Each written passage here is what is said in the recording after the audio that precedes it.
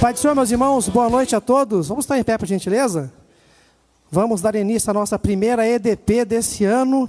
Que bom que você veio, vai começar o ano da melhor maneira possível, que é alimentando a sua alma da palavra de Deus. Amém?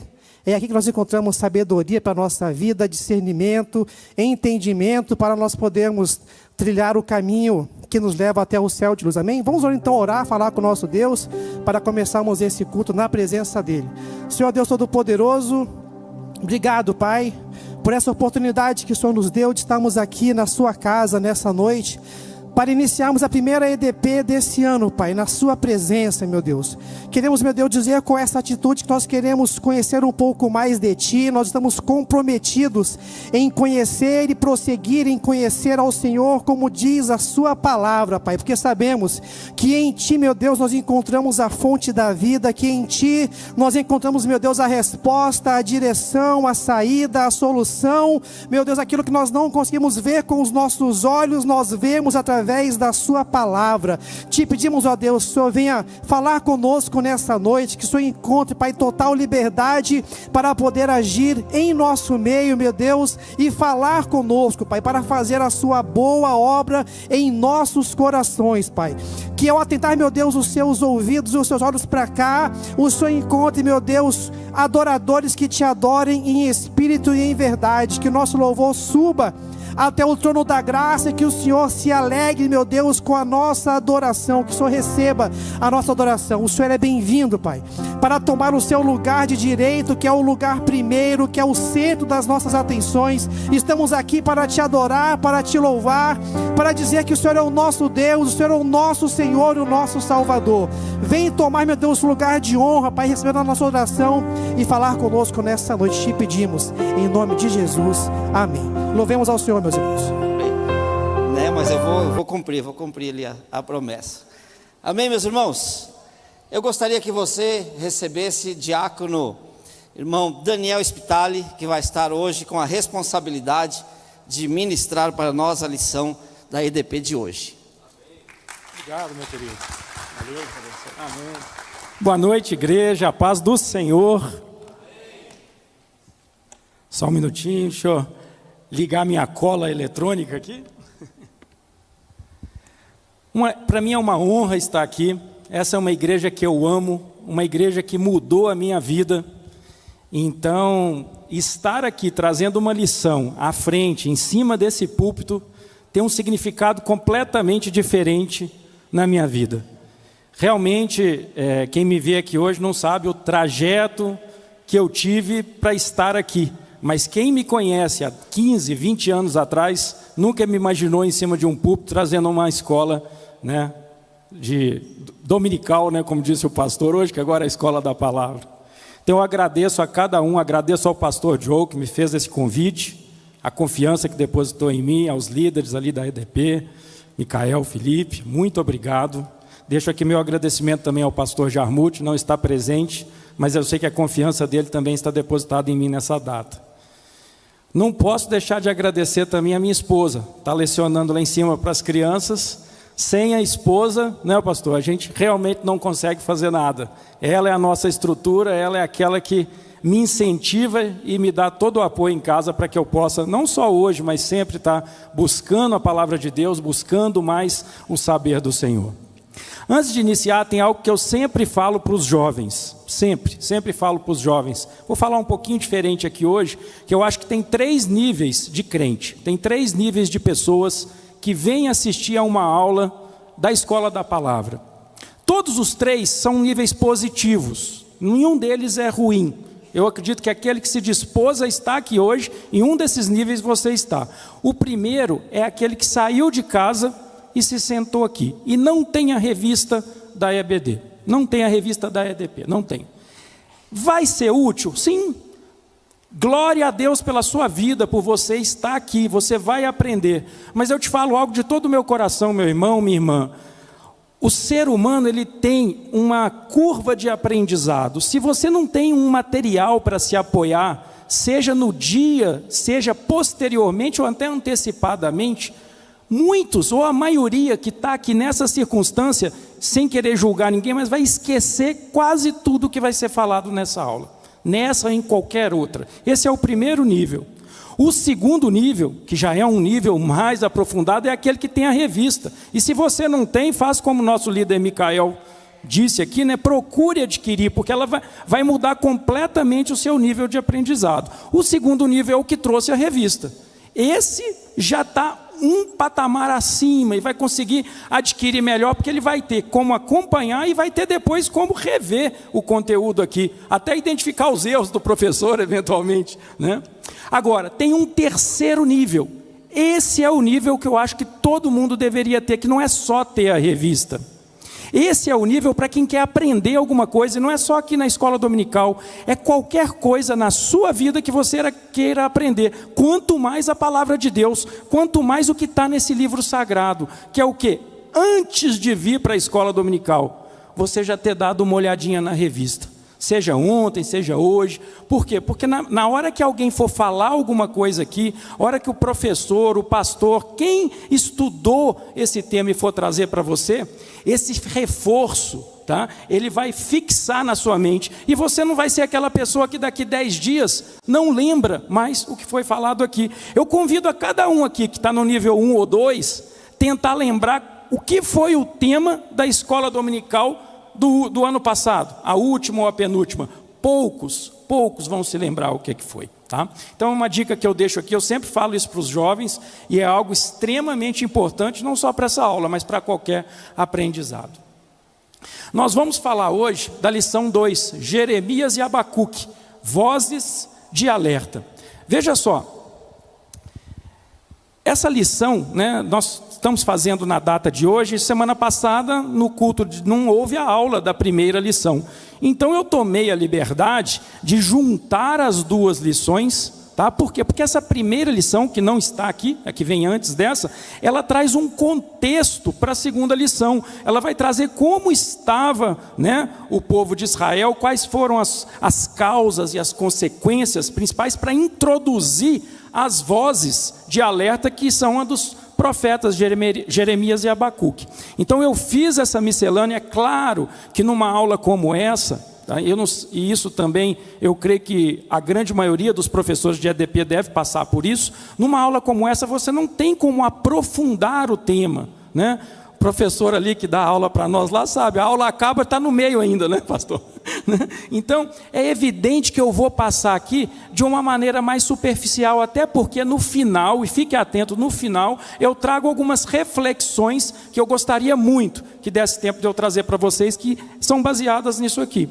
Mas é importante que a gente tenha esse tema. Vamos ver se vai funcionar aqui. Falou para apontar para lá, vamos ver. Deu. Então, basicamente, eu juntei as lições e elas estão divididas em 4 pontos, tá? O declínio de Judá, a ascensão da Babilônia. Esses 2 pontos iniciais ali, eles são mais ou menos referentes à primeira lição. As vozes de alerta, que é a lição 2, e a conclusão sobre tudo isso aí. Vamos iniciar aí com o declínio de Judá. Aqui eu vou trazer algumas causas, né? Algumas das causas que levaram Judá ao seu declínio. E a primeira delas seria a infidelidade espiritual. Judá, né, o povo judeu, Israel, tinha criado uma infidelidade a Jeová. Existiu naquela época uma quebra dos princípios que foram apresentados por Moisés lá atrás, o pacto mosaico, e a quebra desse princípio foi uma das principais causas da queda de Judá, da modificação do ambiente, o desligamento espiritual, a quebra espiritual junto a Deus. Tá? Havia também, eu vou falar de uma maneira um pouquinho superficial, porque quando nós adentrarmos ali em Jeremias e Abacuque, eu vou acabar aprofundando um pouquinho mais sobre esses mesmos temas. Então eu estou repetindo aqui, porque a lição 1, ela acaba trazendo um panorama geral que vai ser visto com mais detalhes em todas as demais lições. Tá? Havia também se estabelecido uma injustiça social enorme. Tá? Os próprios sacerdotes, eles tinham deturpado todo o funcionamento, né, do templo e da forma como as coisas deveriam ocorrer, transformando algumas atitudes que eles deveriam ter em favor deles mesmos, de maneira em que a corrupção estava reinando, em que os interesses pessoais, né? A palavra de Deus trazia em que eram importantes e fazia parte dos mandamentos de Deus a proteção à viúva, a proteção ao estrangeiro, a proteção ao necessitado. E essa não era mais a visão daqueles que estavam no poder naquele momento. A visão passou a ser uma visão mais egoísta, trazendo evidentemente uma injustiça social grande. Havia também uma confusão política, isso eu vou mostrar um pouquinho melhor com alguns mapas que eu coloquei aqui, mas vocês vão perceber que Judá ele estava numa posição geográfica, tá, em que ele estava de um lado a Assíria, que era naquela época o reino dominante antes da Babilônia tornar-se, né, o reino que invadiu e dominou toda a região. O reino da vez, aquele que era considerado o reino maior e mais forte da antiguidade, seriam os assírios. Então eles estavam no meio da Assíria. Do outro lado estava o Egito, que também tinha ainda uma certa força, e do outro lado a Babilônia. E a Babilônia tentando, se revoltando contra os assírios. E ela inclusive vai conseguir essa revolução, e Judá estava ali no meio dessa confusão, e ele não tomava um posicionamento definido. Uma hora ele fazia uma aliança com a Síria, outra hora ele já buscava um auxílio no Egito. Então essa instabilidade política também contribuiu, tá, para o declínio lá de Judá.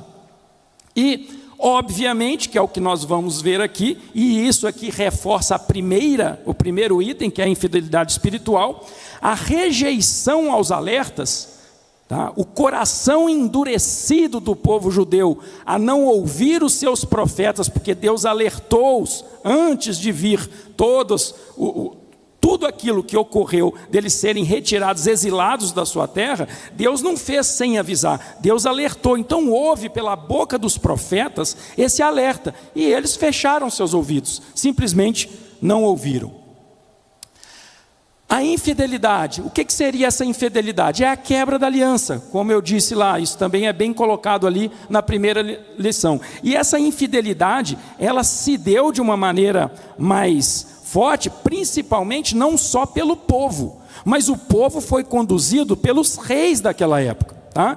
Então nós tínhamos lá o rei Acás, que foi um dos primeiros lá, o rei Manassés, que foi um dos mais cruéis, um dos que mais propagou a idolatria, inclusive com cultos a Baal. Há relatos, né, de que inclusive ele entregou, há no texto bíblico, em Crônicas, que ele entregou o seu filho, inclusive, né, para ser queimado em favor de Baal. Então seria o Acás, Manassés, Joaquim, Zedequias. Nós vamos ver isso um pouquinho melhor quando nós estivermos falando dos profetas, para eu poder contextualizar onde cada profeta, quem era o rei no tempo em que ele esteve como profeta lá naquela época.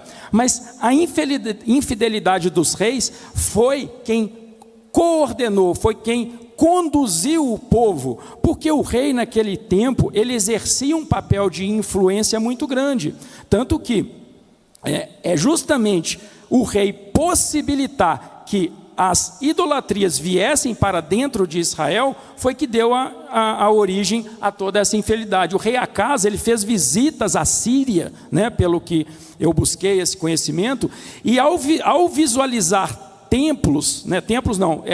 altares idólatras, ele copiou aqueles altares e trouxe-os para dentro ali, né, do templo sagrado de Judá. Então ele introduziu, e Manassés ele ampliou ainda mais essas idolatrias, ampliou ainda mais esses cultos pagãos, ampliou ainda mais o culto a várias religiões, trocando inclusive, né, a água viva, né, que é o nosso Deus, por cultuar deuses que não tinham o menor significado, deuses que, inclusive, nas palavras de Jeremias, eram comparados a cisternas rachadas, porque eles não conseguiam, né, são deuses que não tinham nenhum efeito, não traziam nenhum resultado ao seu povo.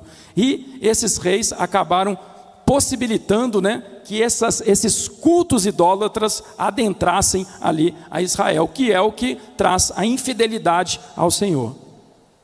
Aqui eu pus uma ilustração, só que algo que inclusive me choca um pouco, que é justamente a queima de crianças, tá, no culto a Baal. É algo realmente assim, eu creio aqui que deve ter várias pessoas aqui que têm filhos, né? Então, quando você coloca dois pilares, que é a sua devoção a Deus, a sua unicidade como único Deus que devemos servir, e paralelamente a isso, né?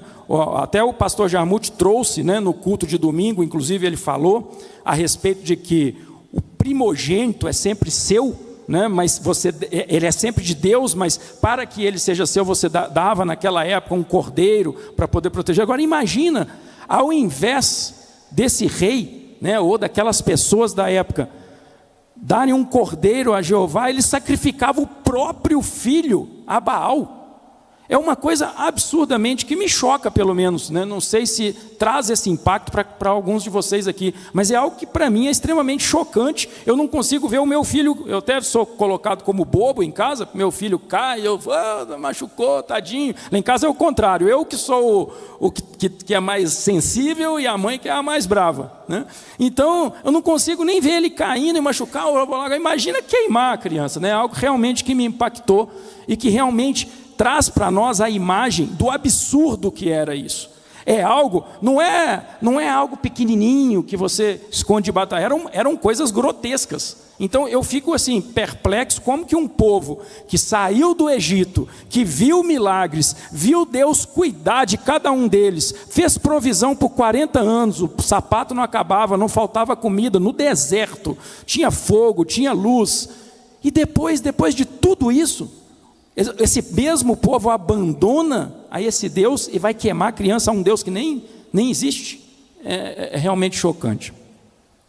Aqui, ó, eu trouxe aqui para vocês, tá, o mapa que eu falei para vocês. Esse mapa é interessante só para vocês contextualizarem o que eu até disse antes. Ó. Você pode ver que ali em cima está a Síria, né? Aqui está a Babilônia, mais para esse lado de cá. Você vai ver que aquela parte aqui, Jerusalém, aqui em volta de Jerusalém é Judá. E ali quando você vê Táfnis, ali para baixo é o Egito. Então você consegue visualizar bem que Jerusalém, né, que era ali a cidade principal, ela estava justamente no meio de toda essa confusão. E era um ponto geográfico extremamente importante para a passagem, né, dos reinos que quisessem controlar ali o Egito, quisessem subir para a Europa, principalmente se você observar a posição ali da Babilônia naquele momento ali, né? E no próximo mapa, só para que você tenha uma noção de onde esse mapa menor ele está no mundo, ele seria ali, ó, tá? Só para você poder contextualizar ali um pouquinho melhor, né? Aquela bolinha vermelha ali seria Jerusalém, tá? Aqui também eu trouxe, ali eu até colei ali, né, com um durex velho ali, um pedacinho a mais, porque na imagem lá da escola, lá esqueci o nome da escola agora lá, como é que chama, pastor?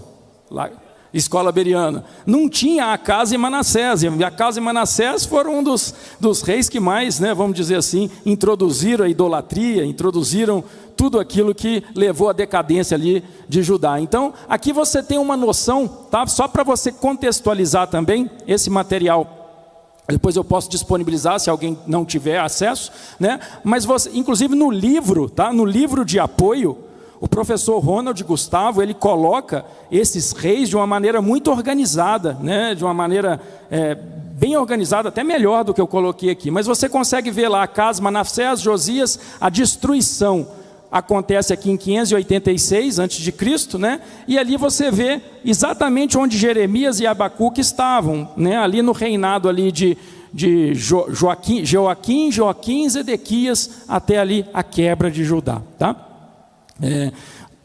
Não, se alguém eventualmente tiver alguma dúvida, né, antes de Cristo ali, os anos eles vão passando de maneira decrescente, né, até chegar no ano 0 e depois iniciar de maneira crescente ali na sequência. Então, para a gente concluir de uma maneira, vamos dizer assim, organizada, a primeira lição. Organizada, mas extremamente superficial. Haviam, né, tributos pesados também. Tá? Na verdade, a injustiça social, não sei se, e aqui até coloco, né, vamos dizer, a semelhança não é mera coincidência. Tá? Injustiça social, alta tributação, normalmente, tá, ela está associada a algum tipo de declínio, algum tipo de, vamos dizer assim, de queda, né, do estabelecimento da harmonia social. Né? Abrindo um parênteses aqui, né, temos notícias que com a reforma tributária, né, se é que já não era antes, muito próximo disso, o Brasil vai ter a maior carga tributária do mundo. Né? Se essa reforma realmente for levada a cabo, inclusive algumas coisas já entraram em vigor agora a partir de janeiro, né? Não é a minha área do direito, mas a gente acaba dando uma pincelada. Então, isso aqui reflete algumas coisas que a gente vê no dia de hoje. Tá? Uma tributação absurda, ela normalmente está associada a injustiças sociais, ela está mascarando alguma coisa. E nós vemos isso aqui. A apostasia espiritual, né? O afastamento da fé, é você deixar, né? O povo estava deixando a fé em Deus, né? Para não mais, né, acompanhar os princípios de Deus. Sincretismo religioso, aqui nós temos um perigo muito grande. O sincretismo religioso é quando você começa a misturar religiões. É quando você segue a sua religião, mas você tem um puxadinho aqui de outra. Eu sou cristão, mas tem sei lá, no final do ano ali eu vou lá pular uma onda lá na praia, sabe? Né? Eu acredito em Deus, mas vou fazer ali. É igual o pessoal fala, né? Eu deixo uma ferradura atrás da porta para dar sorte. Mas você não acredita nisso, mas disseram que dá sorte para quem não acredita também. Então você deixa a ferradura lá. Né? Então isso é muito perigoso, o sincretismo religioso. Porque o sincretismo religioso ele vai entrando aos poucos na sua vida. E quando você percebe, você está quebrando princípios. Você está simplesmente quebrando, porque algumas coisas são incompatíveis. Não é possível que alguém esteja ao mesmo tempo na luz e nas trevas. Você tem que escolher um lado. Né? E isso aconteceu naquela época, porque o culto a outros deuses falsos começou a ser trazido ali para dentro de Judá. Idolatria, como nós já falamos, exploração social, já falei também, e a confiança em alianças humanas e abandono de Deus. Por quê? Porque Judá, ele se apoiou, os reis de Judá, e quando a gente fala Judá, sempre tenha em mente que a gente prioriza as decisões dos reis que conduziam as nações naquela época. Eles acabavam priorizando mais a força do próprio braço do que a confiança de que Deus ia prover a solução, que ia prover a vitória. O Judá estava sob a ameaça do Império Babilônico. Judá esteve antes sobre a ameaça, né? Inclusive foi vassalo, pagava tributos ao Império Assírio. Judá antes, né, veio lá, né, do Egito pela graça de Deus. Então Judá sempre esteve ali. E os reis dessa época passaram a achar que valia mais a pena fazer alianças pessoais e humanas com esses reinos do que confiar no único Deus que sempre guiou e protegeu Israel. Então essa falta de confiança em Deus, o abandono de não colocar Deus em primeiro lugar e colocar o próprio braço, alianças que foram atrapalhadas e acabaram dando muito errado, inclusive Jeremias aconselhou, né, a eventualmente não fazer algumas coisas, como nós vamos ver, e o rei desobedeceu a Jeremias e optou, né, em fazer uma aliança, depois mudou de ideia e fez outra, quebrou, acabou sendo invadido. Aí nós vamos para a ascensão da Babilônia. Isso aqui eu vou passar um pouco mais rápido, até por questão do tempo, porque eu não quero deixar de falar a parte final lá para vocês, né? Então houve ali um colapso da Assíria, como eu disse a vocês, a Assíria era o reino que dominava antes da expansão babilônica. A Babilônia, em um determinado momento, ela arma uma guerra contra a Assíria, tenta invadir a Assíria inclusive para vocês terem uma ideia, faz uma aliança com o Egito e Judá lá no meio dessa confusão. E a Babilônia vence essa batalha, que é o que a gente chama de batalha de Carquemes ou Carquemis. Até tem uma ilustração aqui, que isso aconteceu em 605 e foi conduzida lá por Nabucodonosor II. Foi o momento, então, em que a Babilônia se torna uma nação hegemônica, um reino hegemônico, e passa a dominar toda aquela região. Nesse momento, a Babilônia ainda não havia, iniciado ainda a invasão, vamos dizer, militar a Israel e iniciado os exílios. Isso acontece logo na sequência. E acontece, inclusive, porque os reis daquela época não passaram a obedecer o reino da Babilônia em relação à tributação, em relação a tentar estabelecer alianças com o Egito, que inclusive é o que leva ao rei Nabucodonosor, lá em 586, salvo engano, a invadir a Judá, destruir o templo, os muros e levar o exílio. Aqui vale inclusive lembrar que o exílio, quando nós falamos no exílio, nós estamos dizendo da invasão da Babilônia a Judá e levando os principais sacerdotes, os principais líderes e a maior parte do povo presa. Só que isso não aconteceu uma vez só, inclusive isso era eu já tinha lido esse livro por algumas vezes, mas algo que quando a gente não estuda, a gente não percebe isso, com tanta clareza. Isso não aconteceu uma vez só, tá? Em uma só ocasião. Isso foi acontecendo no decorrer de alguns anos. Então houve 3 fases desse exílio, tá? Somente na última é que realmente houve, vamos dizer assim, a mais drástica, que realmente levaram cativos todos os outros. E aí nós entramos nas vozes de alerta, que são ali Jeremias e Abacuque, Jeremias, um profeta maior, e Abacuque, um profeta menor. Quando nós falamos profeta maior ou menor, não pela importância em si do profeta, mas pelo volume dos livros que eles deixaram no conteúdo ali para nós. Jeremias, que há algumas traduções do nome, pelo menos eu até vi mais de uma, mas quer dizer Jeová exalta. Ele trouxe o seu ministério durante esses reinados aqui, de Josias a Zedequias. Eu trouxe aqui para ilustrar para vocês, que eu creio que de maneira gráfica fica melhor para nós entendermos. Então, você consegue perceber que ele exerceu o ministério por um período extremamente longo, não só por um rei, e ele foi alertando todos os reis de todos aqueles pontos que nós trouxemos ali na primeira lição, tá?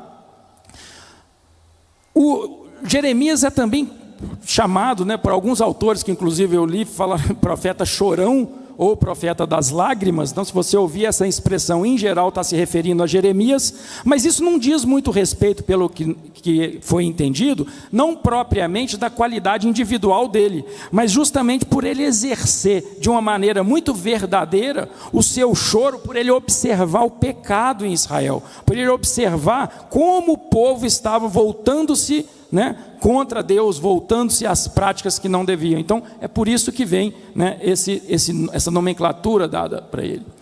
Ele anuncia, e isso aqui é um ponto extremamente delicado, porque veja, enquanto antes os profetas normalmente traziam palavras, vamos dizer, de bênção, de incentivo, de grandezas do próprio reino que foi escolhido por Deus, Jeremias ele simplesmente traz uma palavra de contradição, uma palavra que colocava aqueles reis contra a parede, dizendo que iria ocorrer a queda daquele reino. Ele anuncia os 70 anos de exílio daquele povo, que até o pastor Jonathan mencionou aqui na palavra de oferta. Então ele teve a coragem, em um tempo em que os profetas, em tempo em que os reis não estavam mais olhando para os princípios de Deus, de contrastar, de falar gravemente às caras, porque Jeremias foi um profeta que falava para as pessoas, às ruas, falava até para os reis. Inclusive, isso diferencia ele um pouco, aqui nós vamos ver a respeito de Abacuque, que Abacuque já tem um procedimento mais de uma conversa pessoal com Deus, Vocês vão ver que o livro de Abacuque, Já vou até adiantar isso um pouco para já trazer essa diferenciação. O livro de Abacuque, principalmente o capítulo 1 e 2, ele traz uma reflexão entre Abacuque conversando com Deus, lamentando-se, né, com Deus, que eu até vou mencionar um pouco mais. Já Jeremias, ele não falava diretamente com Deus, ele trazia a palavra de Deus e expunha para a sociedade naquela época, e ele teve essa coragem, né? Numa sociedade que não acreditava nele, ele foi punido, foi maltratado, foi jogado em cisterna, foi inclusive amarrado num tronco, né? Esse tronco, por incrível que pareça, ele ficava dentro do templo, né? Os profetas, ou seja, os próprios profetas estavam sendo punidos pelos religiosos que deveriam ouvir aqueles profetas, né? Então, justamente por se colocar dessa forma, ele não simplesmente falou e ninguém acreditou, ele sofreu as consequências desse posicionamento. Mas é interessante que, mesmo antes de começar a invasão babilônica, ele não só fez a previsão dos 70 anos de exílio, mas ele também já fez a previsão, tá, do retorno do povo à sua terra, que também já nos traz, né, um pouco aí do conhecimento sobre a misericórdia de Deus que está sempre presente, né? Ali tem uma ilustração aí de Jeremias, né? Às vezes eu coloco uma ilustração desse jeito porque algumas pessoas podem ser como eu tenho uma facilidade muito maior de guardar uma informação quando eu vejo uma imagem, por mais que ela não em si não reflita exatamente aquilo que você ouviu, mas só de você não pode não lembrar do que eu falei, mas você vai lembrar de Jeremias sentado ali, imaginando alguma coisa, vai ver dele lamentando lá. E aí entramos em Abacuque, né? Que inclusive eu já tinha começado a mencionar, que ele exerceu ali, né, o seu ministério entre Josias e Joaquim. É um período menor se comparado ao período de Jeremias, tá? Mas nem por isso as palavras que ele deixou em seu livro são menos importantes, muito pelo contrário, né? Abacuque ele traz, né, em seu livro ali, ele traz basicamente um pleito, né, uma conversa com Deus, e resignado pelos pecados que ele visualizava no reino de Israel. Inclusive alguns estudos comparam que poderia ser uma murmuração, uma reclamação de Abacuque a Deus. Deus, por que está tudo ruim? Por que está dando errado? Por que é desse jeito? Não era uma reclamação, não era uma murmuração. Abacuque, ele pleiteava a Deus, ele trazia a Deus as suas indagações de por que ele era obrigado a ver aquilo, por que o povo estava daquele jeito, por que Deus não agia. E Deus, durante um certo tempo, ficou inerte, Deus não falou de início com ele, mas logo depois, Deus trouxe a ele, né, uma revelação. Eu vou trazer para vocês aqui, né? Então, Abacuque, o tempo dele, né, de ministério foi antes ali da invasão babilônica, e ele tinha essa inquietação com a injustiça, que é isso que eu acabei de mencionar. Ele via o que estava acontecendo e resignava diante de Deus. E Abacuque também começou a anunciar o castigo divino. Por quê? Porque ele teve uma revelação de Deus. Qual foi essa revelação? A revelação de Deus foi justamente de que o povo seria levado pelo reino babilônico. O povo seria levado cativo. Então, esse castigo divino é anunciado por ele. E ele entra, inclusive, num segundo patamar de reflexão por Deus. Por que, Deus? Por que o Senhor vai castigar o nosso povo, que é o povo escolhido? E o pior, Deus, né, vai usar ainda uma nação que é mais ímpia para castigar o povo judeu. O texto bíblico diz que os caldeus, que é o povo da Babilônia, né, foram colocados como servo de Deus. Então veja, e muitas vezes acontece inclusive nós, ao estudarmos, vemos uma contradição, como um povo ímpio, um povo que nunca serviu-se de Deus, nunca serviu a Deus, pode ser um servo de Deus, pode ser um instrumento, justamente, tá, porque Deus usa quem Ele quer. Deus é soberano, Ele utiliza-se dos instrumentos que Ele tem à mão para fazer a sua justiça. E naquele momento Deus usou dos babilônicos para punir, para corrigir o povo de Israel. Então Abacuque tinha um diálogo com Deus, ele tinha uma perplexidade que não se confunde com murmuração, era uma perplexidade em relação ao que ele via acontecendo.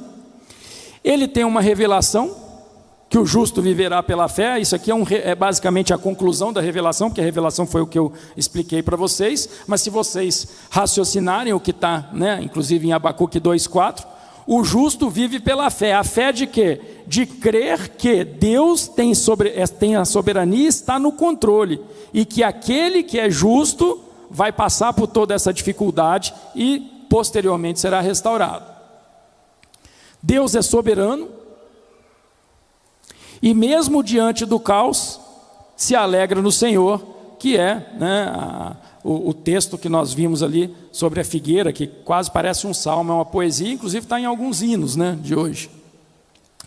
E aqui eu entro na parte que talvez eu entenda serem as mais importantes. Por quê? Porque eu creio que quando nós estudamos a palavra de Deus, seja numa mensagem trazida por um pastor, em uma pregação, uma exaltação, algo para nos corrigir ou para nos incentivar, seja aqui na EDP, o mais importante é que extraiamos dessas lições algo que realmente possa mudar a nossa vida, algo que realmente a gente possa refletir e tentar trazer um aproveitamento, para que a palavra de Deus, a semente da palavra de Deus frutifique em nossa vida.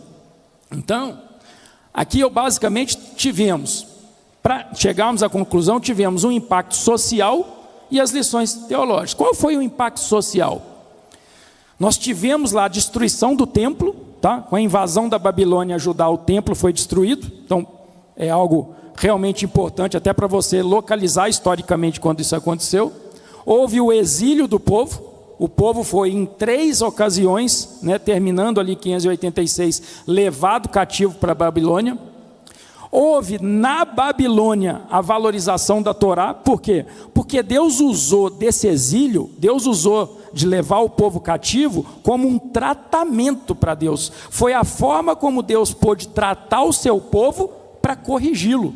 Quantas vezes Deus fala alguma coisa com a gente não ouve, acha que está ruim, mas depois, quando mais para frente a gente reflete, vê, não, foi Deus estava me tratando de algo que eu estava num caminho errado. Então, basicamente, Deus fez o tratamento daquele povo, e nesse tratamento, o povo justo, que ainda sobrou, começou a valorizar mais a Torá, começou a se reunir nas sinagogas.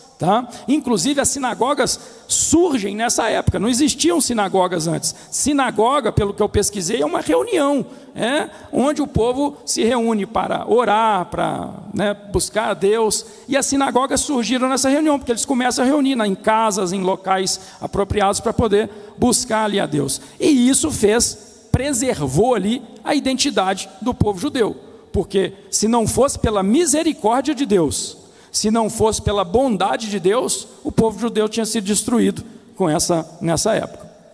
Mas Deus permitiu que dessa forma o povo fosse tratado e depois pudesse retornar à sua terra. Então eu trago aqui alguns pontos que eu acho que são o que eu disse, o aproveitamento, pelo menos que normalmente eu já vi alguns pastores falar, e eu vejo isso, quem está trazendo a palavra aqui, esse aproveitamento em primeiro lugar é para mim mesmo, mas eu espero que para alguém aqui também seja. O perigo das concessões.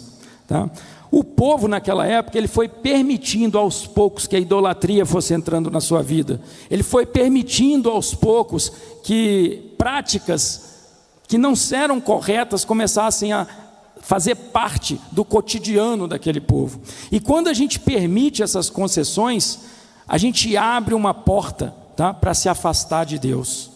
Quantas vezes aí nós às vezes abrimos uma exceção para um princípio, e essa exceção abre uma porta para que o mal possa atuar na sua vida. Então a primeira coisa seria isso aí. Segundo, a soberania de Deus. Quando eu falo da soberania de Deus, eu basicamente me reflito a Deus ter utilizado ali, utilizado o povo caldeu para poder punir e corrigir o povo judeu. Veja que Deus é soberano e Ele não deve explicações a ninguém. Ele simplesmente vai usar dos meios que Ele tiver para colocar o seu povo no caminho certo. E nós temos que nos atentarmos justamente a isso. Muitas vezes a soberania de Deus já esteve na minha vida. Não sei se já esteve na vida de todos aqui, mas muitas vezes eu já fui corrigido por coisas que eu achava que não eram corretas, não eram justas, mas no final, né, a gente acaba percebendo que Deus estava tratando a gente, né? De uma maneira muito rápida. Eu vou passar uns 5 minutinhos aí do tempo que o líder me passou, mas queria só trazer um ponto para exemplificar isso aqui. Quando eu comecei a advogar, há muito tempo atrás, eu tive uma cliente, e essa cliente, no momento em que saiu uma indenização, ela acabou recebendo um valor a mais. Tá? Ela recebeu lá um valor a mais que caiu na conta do escritório, né? E ela tinha que pagar os honorários do escritório e eu repassar a diferença para ela. O que eu fiz? Eu descontei os honorários do escritório. Era uma pessoa que não era só cliente, era uma amiga, era uma pessoa próxima. Então havia um nível de confiança, eu não tinha um contrato. Eu descontei os honorários e passei para ela. Tá? E como era uma amiga, né, tivemos alguns problemas em relação a outros processos, porque queria que fizesse gratuito e tal. Acabei, né, encerrando o contrato por ali. Ela, por maldade, ela fez uma denúncia minha na OAB, que eu me apropriei indevidamente de parte do valor da indenização. Existe um procedimento na OAB que você só pode reter parte dos honorários se tivesse previsto no contrato. Você não pode, da sua cabeça, mesmo que fosse certo você receber, você tem que entregar o valor inteiro e o cliente te paga, a não ser que no contrato veio previsto. Como meu contrato era verbal, eu não tive como provar isso aí. Respondi um processo na OAB, fui condenado em primeira instância pela OAB a devolver um valor que eu nem tinha que devolver, né? E isso 30 dias de suspensão. Recorri para a segunda instância, mantiveram a condenação.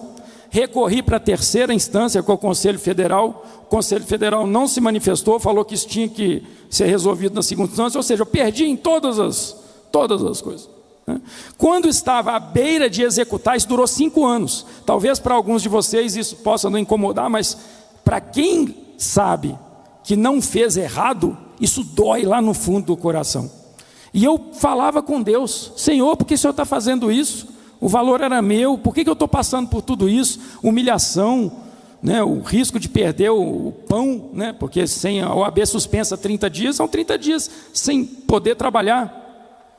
E quando faltava uma semana para ser executado, tá? Esqueci de falar, nesse meio tempo, tá?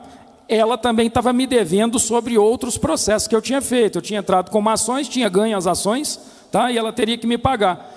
Como eu queria paz, eu fiz um acordo com ela. Olha, você não me paga mais nada e a gente encerra tudo por aqui, porque eu não quero mais me aborrecer. Se eu tiver que responder na OAB, eu vou responder. Fiz esse acordo. Quando faltava uma semana para executar, uma semana para começar a suspensão da minha OAB, o meu advogado teve a ideia de pegar esse acordo e entrar com um pedido apartado, que esse acordo em si provava que ela tinha recebido e que eu também tinha prestado as devidas contas. Faltando uma semana, a vice-presidente da OAB Paraná despachou, mandou rever no conselho e anularam tudo. E simplesmente eu fui absolvido. Ou seja, gente, pode não parecer, esses 5 anos para mim foram anos de suplício. Eu não sei contar quantos jejuns, quantas orações, quantas campanhas eu fiz para isso. Não era um valor significativo, mas o meu coração, a minha honra estava abalada. Mas eu sei que Deus usou de uma pessoa ímpia e maldosa para trabalhar meu coração, humildade, paciência, confiança em Deus, coisas que eu não seria hoje a mesma pessoa que Deus me trabalhou se Ele não usasse uma mulher lá da Babilônia para fazer tudo isso comigo até chegar nesse ponto. Então Deus usa da soberania dEle para fazer o que Ele quer, mas Ele está tratando o povo, Ele está tratando a gente. Outro ponto que é importante é o chamado ao arrependimento. E aqui eu abro 2 coisas rapidamente. Muito cuidado, porque às vezes não dá mais tempo de arrepender. Quando eu falo não dá mais tempo de arrepender, eu não estou afastando a misericórdia de Deus. Mas pode não dar tempo de arrepender a ponto de afastar as consequências do ato errado que você fez. E o povo lá, ele era chamado ao arrependimento por Jeremias e Abacuque o tempo todo. Mas o povo era como uma terra que foi pisoteada. Sabe aquela terra de uma fazenda que nunca foi arada e foi pisoteada e vai ficando dura? E os profetas jogavam a semente ali para ver se germinava, mas aquela terra ali, o vento vinha, queimava. Ou seja, nada que os profetas falaram trazia o arrependimento. Então nós temos que ter cuidado, porque muitas vezes nós vamos ser chamados por um pastor, por um amigo, por alguém que realmente esteja no caminho de Deus, a nos arrependermos, a mudarmos nosso procedimento. Mas só que nós temos que ter cuidado para fazer isso a tempo, senão Deus pode ter misericórdia no final e às vezes nos dar uma solução, mas muitas vezes até chegar lá a gente vai ter que arcar com consequências. E a renovação da misericórdia, né? Que é justamente Deus, a misericórdia de Deus, ela é infinita, ela simplesmente ela é inimaginável, porque Deus teve misericórdia desse povo. Inclusive, não está na lição, mas pela pesquisa que eu fiz, Manassés, que foi o rei mais cruel, mais idólatra, queimou o filho. Deus, embora ele tenha sofrido com o exílio, com o cativeiro, ele voltou para a terra dele, teve restauração na vida dele por causa da misericórdia de Deus. É claro que teve consequência, mas houve restauração, houve misericórdia. E a esperança, né? A esperança é algo que realmente alimenta os corações em tudo isso aí. Para concluir, eu só tenho algo ainda a dizer, que eu tenho em meu coração, e essa lição reforçou muito isso, que nenhuma bênção, nenhuma promessa de Deus, ela não vem desvinculada à obediência. Esse povo, ele caiu por desobediência. Esse povo, ele caiu por não observar uma lei, mandamentos que já conheciam. Então, gente, para que nós possamos preservar as bênçãos que nós já temos, porque aquele povo já tinha a bênção da presença de Deus. Aqui eu nem estou falando em Deus nos dar alguma coisa, eu estou dizendo daquilo que nós já recebemos. Quem aqui já recebeu uma bênção de Deus? Quem aqui hoje vive uma bênção de Deus em alguma área da sua vida? Quem vive? Porque eu vivo, eu tenho um filho maravilhoso, eu tenho uma família maravilhosa, uma esposa, todo dia não falta nada na minha casa. Só que para que isso não seja perdido, nós temos que obedecer a palavra de Deus, porque a quebra da obediência realmente, como levou aquele povo, né, ao cativeiro, também pode levar qualquer um de nós. Basta estar em pé para que você possa cair. Esse é o alerta que eu deixo e a mensagem final. Muito obrigado pela atenção de todos vocês, que Deus abençoe a cada um de vocês.